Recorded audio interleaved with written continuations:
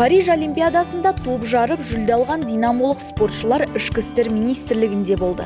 Ведомство мұражайында тарихпен танысып, естелік кітабына қолтаңба қойып, жылы лебіздерін жазды.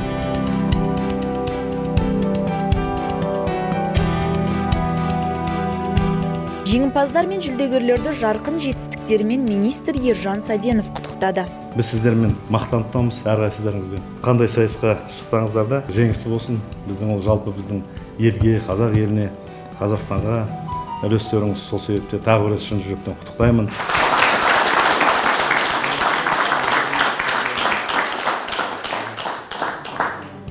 Спорт саңлақтарының жеке жаттықтырушылары да құрметке бөленді.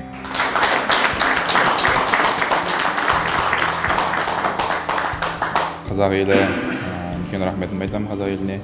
Осылай қолдап атқандарыңызға, біз ажы Парижде болған кезде сезінді қолдаулары. Енді ішкі істер министрінің үлкен алғысын білдіремін.